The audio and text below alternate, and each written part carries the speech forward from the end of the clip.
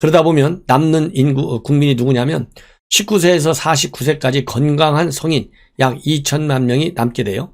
왜냐하면 우리 국민이 한 5,600만으로 계산할 때. 그래서 19세에서 49세 건강한 성인 2천만 명에 대해서는 11월 이후에나 맞을 가능성이 큰 것으로 그렇게 예측이 되고 있어요. 이건 저의 예측이 아니라 정부가 지금 그렇게 이 프로그램을 짜고 있어요. 그렇기 때문에 여러분들께서 이 문재인 대통령 오늘 무료 백신 한다. 이거 여기에 너무 현혹되고 야, 이 정부 참 고마운 정부다. 이렇게 생각하실 때가 아니고 얼마나 뒤늦게 백신을 들여오는 건지 그 백신이 얼마나 뒤늦게 접종이 되는 건지 이런 것들을 따져보면서 정부의 공과 과를 우리가 검토해야 되겠는데요. 지금 백신 도입 일정을 보면 일정상으로는 아스트라제네카를 이르면 내달부터 도입을 해서 접종을 하고 화이자 1,000만 명분은 3분기에 야니센 600만 분은 2분기에 모더나 2천만 분은 빨라야 2분기 코백스도 빠르면 1분기 이렇게 돼 있어요. 그렇기 때문에 이거는 개괄적 타이밍만 되어 있지 구체화된 이 물량이 확보된 것은 아닙니다. 그래서 이 계획대로 이 접종이 이루어지려면 물량이 제때 들어와야 되는데 이 물량이 들을지 안 들을지는 아직도 유동성이 굉장히 크기 때문에 문재인 대통령이 얘기한 무료 백신 그야말로 선거 전에 맞을 수 있는 인구는 극히 일부밖에 되지 않는다. 이걸 가지고 마치 전 국민이 선거 전에 아니면은 금년 안에 다 맞을 것 같이 지금 대통령이 입장을 밝혔어요. 여기에 절대 속아 넘어가지 않아야 된다는 말씀을 드립니다. 그리고 여전히 문재인 대통령은 지금 김정은이는 자기를 총비서로 내세우면서 이 꿈같은 작년 3년 전에 이 일이 일어나려면 내가 하라는 대로 해라. 이 방역 문제 이런 거는 전혀 관심이 없다. 이렇게 나오고 있는데도 불구하고 말이죠. 그리고 이 핵 증강 계획 지난 3년 동안 계속 핵무기, 첨단 미사일 개발에 열을 올렸잖아요. 그래서 지금 현재 이제 무인기, 그 다음에 첨단 정찰 위성까지 쏘아 올리고 핵 잠수함까지 만들겠다는 거 아니겠습니까? 그리고 타탄두 미사일까지도 만들고 있어요. 이 정도로 엄청난 비대칭 전력을 우리가 감당할 수 없을 정도로 키워가고 있어요. 지금 현재 북한이 이렇게 이 공격 능력을 키우면 우리는 사실상 요격 수단이 없어요. 북의 전략 핵무기에 핵 무기를 비롯한 이러한 이 다양한 이 전략 미사일 이런 걸 통해서 다 우리가 인질로 잡혀 있는데요. 여전히 김정은이하고 이 회담에 올인하고 있고 이제는 드디어 비대면으로 대화를 하겠다는 입장까지 내세우고 있고 이 엄중한 시기에 한미 동맹에 관해서는 원칙적인 말 한두 마디밖에 안 하고 있어요. 이러다 보니까 다시 이제 4월 중요한 재보궐선거를 앞두고 문재인 대통령이 지난 2018년도에 싹쓸이한 지방선거와 비슷한 그런 환경을 김정은 카드를 들이대가지고 또 만들 가능성이 굉장히 커간다. 그래서 여기에 대해서 우리 야권이 경계심을 가져야 되겠다 이런 생각이 드는데요. 지금 국민의힘 믿을 수 있는지 한번 좀 더 신중하게 우리가 지켜봐야 되겠다는 말씀을 드리고 또 이 대통령이 이렇게 얘기를 하니까 말이죠. 이 서른 이런 사람들이 또 나타나가지고 난리를 피우고 있어요. 이제 반드시 서울에 와야 된다. 김정은이가. 그리고 김정은이는 솔직하고 대담한 사람이다. 그리고 문재인 대통령의 복심인 윤건영이도 바로 올해 안에는 김정은이가 반드시 서울에 와서 답방을 해서 정상회담을 가져야 된다. 이렇게 치고 나섰는데요.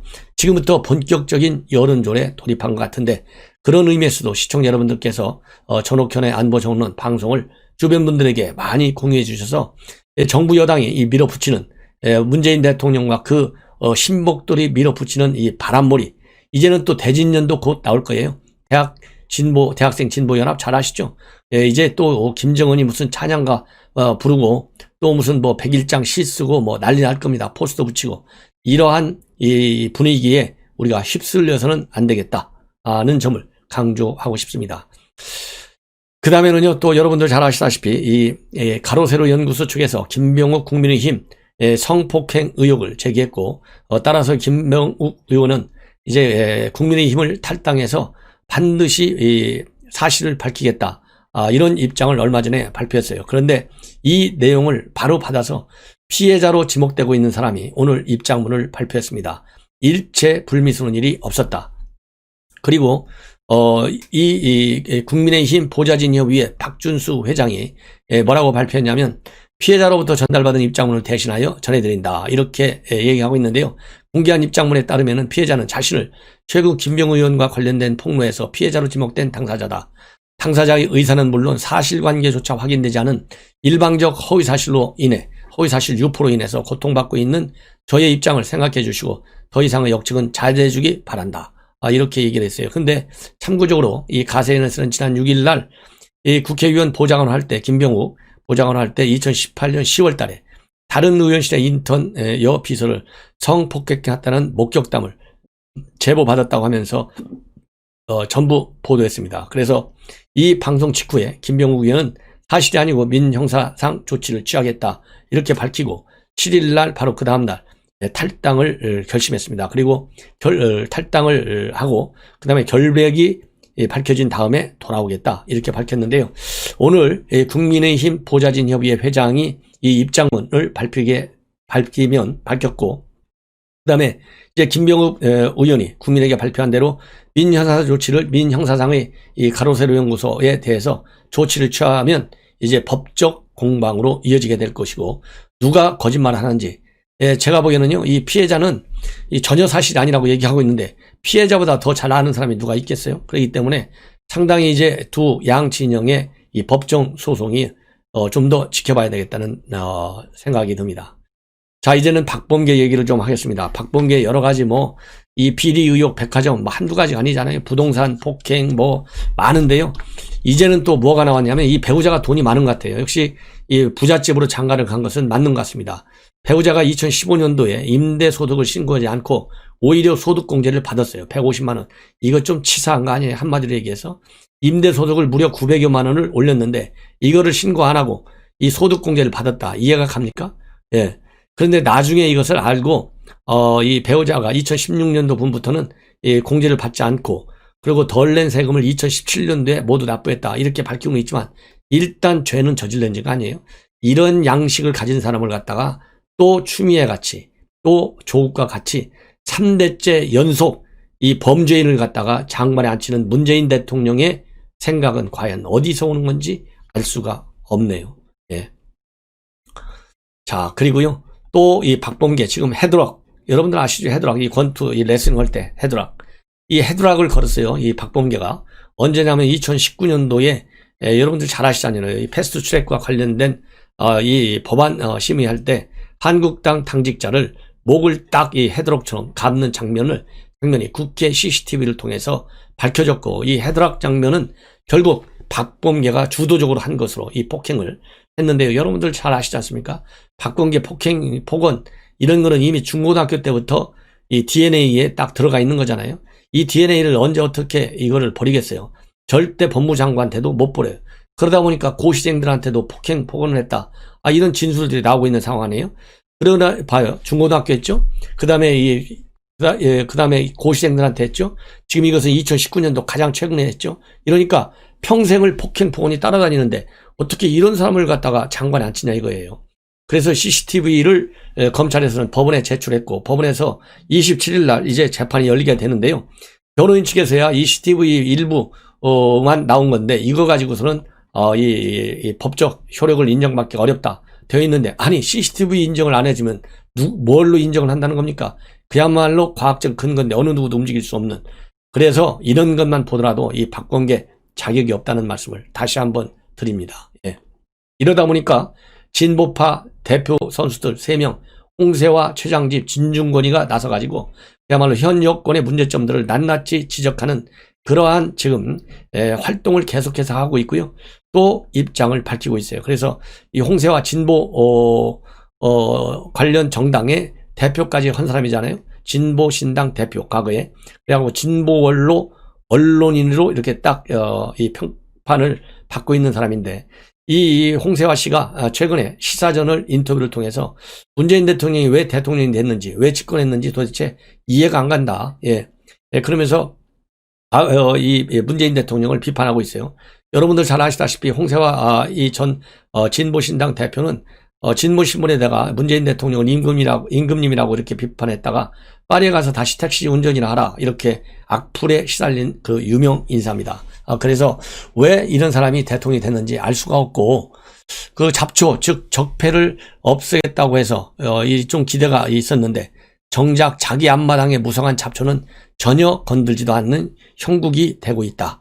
예, 그리고 이 박근혜 대통령 3은 꺼낼 지금 타이밍도 아닌데, 예, 문재인 대통령하고 이낙연 대표가 과연 상의를 했는지 안 했는지 잘 모르지만 관심 사항도 아니다. 예, 예, 그리고 지금 이 엄중한 시기에, 그러니까 이 부동산, 코로나, 중대재해기업처벌법, 또 재난이 약한 고리부터 엄청난 주고 있는데 집권여당 대표라는 인물이 꺼내는 얘기가 겨우 사면이냐, 고작 얼마나 정치공학에만 물들어 있느냐, 이러면서 비판을 좀 하고 있고요.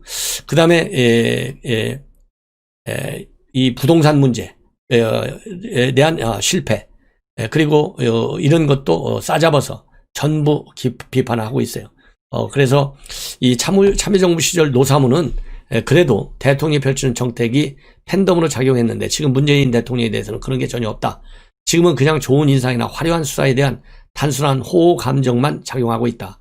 이러한 감정에 빠지게 되면 옳고 그름, 진실과 허위를 분간하는 이성을 마비시키고 이게 바로 현 문재인 정권의 핵심이다. 팬덤의 덤은 집단이란 뜻이지 않냐. 무리가 형성되기 때문에 나와 똑같은 사람이 이렇게 주변에 많은데 내가 틀리겠어? 이렇게 생각하면서 생각을 바꾸거나 수정하지 않으려 든다. 이러한 현상이 바로 민주주의 발전에 엄청난 걸림돌로 작동하고 있다. 이렇게 비판하고 있고요. 그리고 4월 7일 보궐선거와 관련해서는 크게 관심을 두지도 않고 있다. 당선인 민주당 후보는 아니었으면 한다. 예, 이렇게 지금 비판하고 있습니다. 그리고 최장집 전 고려대 교수죠. 지금은 이제 명예교수도 있는데요. 이 최장집 교수도 종종 이 문재인 대통령을 정면으로 비판하고 있죠.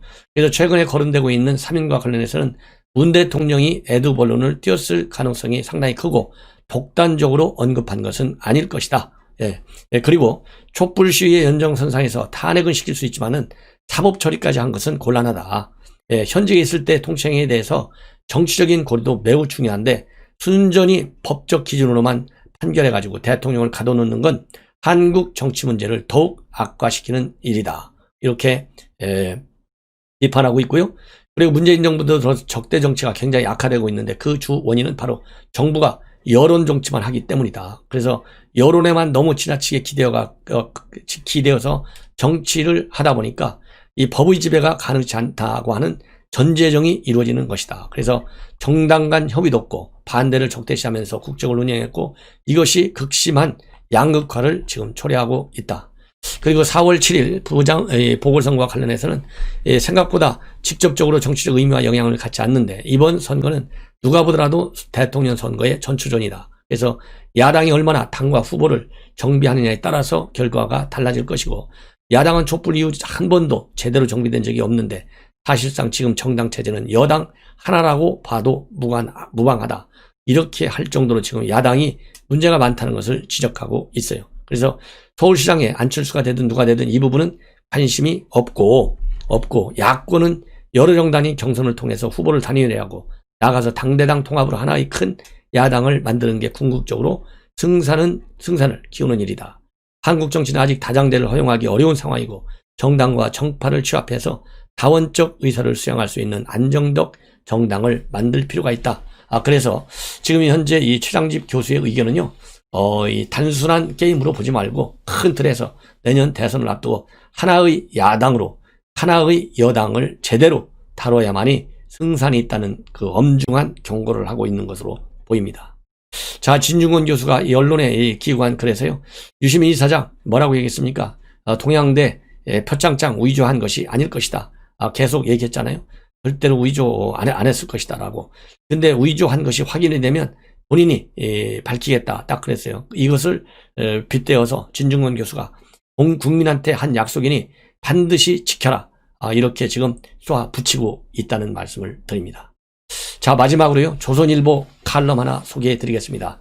오늘 조선일보 칼럼은요, 김영수 영남대 교수, 정치학과 교수가 쓴 글인데요. 호랑이 등에서 내려온 법, 이렇게 되어 있어요. 바로 이제 문재인 대통령을 얘기하는 것입니다. 그래서 이 문재인 대통령이 호랑이 등에서 내려오지 않을 경우에는 나라의 비극이 올 수 있다는 것을 엄중히 경고하고 있어요. 즉, 이 얘기는 복수 정치를 이제 그만 좀 하라. 이 얘기예요. 복수 정치를 그만하라. 그래서 문재인 대통령이 퇴임 후에 잊혀지고 싶다 했지만은 잊혀지기는 이제 정말 어려워졌다. 왜? 위법 행위, 의혹들이 너무나 많으니까. 그래서 정치적인 셈법, 암계, 그냥 음흉한 음모 이런 거는 이제는 통하지 않는다. 클린턴 대통령의 성공을 기원한 아버지 부시를 한번 생각해봐라.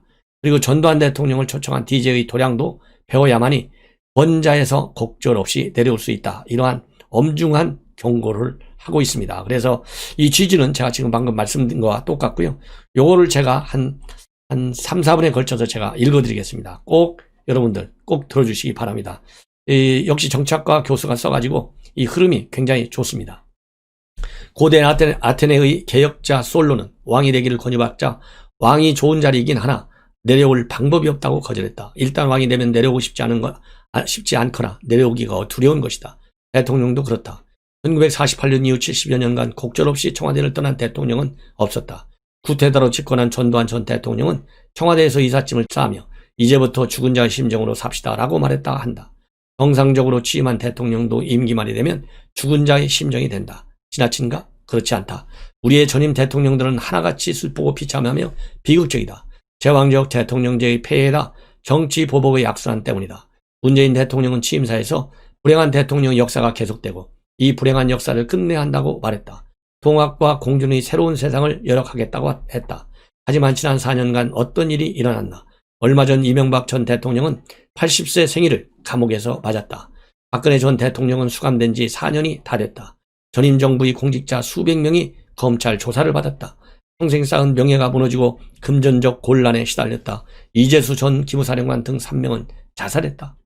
대통령의 퇴임 후 안전은 지난 70여 년간 한국 정치에서 심각하고도 현실적인 문제였다. 민주화 이유는 더욱 그랬다. 임기가 끝나면 물러나야 했기 때문이다. 국가적 폐해만 생각하면 전임 대통령에 대한 처벌 금지를 제한적 형태로 남아 헌법에 규정하는 건 또 고려해 봄직하다. 미국 정치에는 도량이라는 더 멋지고 효과적인 전통이 있다. 대선에 실패한 아버지 부시 대통령은 1993년 1월 20일 백악관을 떠나며 집무실 오벌룸 책상 위에 승자인 클린턴 대통령에게 편지를 남겼다. 이제 당신의 성공은 우리나라의 성공이요. 당신을 열심히 응원하겠소. 퇴임 후 부시와 함께 재난구호에 나선 클린턴은 저는 그와 함께 배우고 웃을 수 있는 모든 기회를 소중히 여겼습니다. 그냥 그를 사랑했어요 라고 말했다. 미국의 대통령직은 전임 대통령이 되기 위한 고된 직업이라고 한다. 퇴임한 미국 대통령보다 행복한 사람은 드물다. 대선 불복 여파로 미국도 지금 그 전통이 깨지고 있다. 우리도 본받을 사례가 있다. 김영삼 전 대통령은 전두환 노태우 전 대통령을 사면했다. 당시 당선인 신분이 김대중 전 대통령도 좋습니다 라고 동의했다. 김대중 전 대통령은 1980년 신군부에 의해 사형 선고를 받았다. 증오심이 전신을 휘감았다고 한다. 하지만 2001년 전두환 전 대통령 부부를 초청해 오찬을 가졌다. 용서의 정치였다. 전직 대통령들도 자주 청와대에 초청해 함께 밥을 먹으며 담소를 나누었다. 2009년 8월 김대중 전 대통령이 세브란스 병원에 입원해 세상을 하직할 때 전두환 전 대통령은 병문안을 갔다. 그때 청와대에 10번 가까이 초대받아서 세상 돌아가는 상황도 상당히 정확하게 파악할 수 있고 도움도 많이 받았다고 고마움을 표했다. 그리고 김 전 대통령이 현직에 계실 때가 전직 대통령들은 제일 행복했다고 회고했다. 애석하게도 지금 이 훌륭한 전통은 사라졌다. 지난해 신년 기자회견에서 문재인 대통령은 임기를 마친 후 어떤 대통령으로 남고 싶은가라는 질문에 대통령이 끝나고 나면 잊혀진 사람으로 돌아가고 싶다고 답했다. 진심일 것이다. 사실 조국 추미애 장관이 야기한 소란, 공수처법 논란 등 최근 한국 정치를 파탄 직전까지 몰고 간 모든 소용돌이 밑에는 보이지 않는 공통 분모가 있다.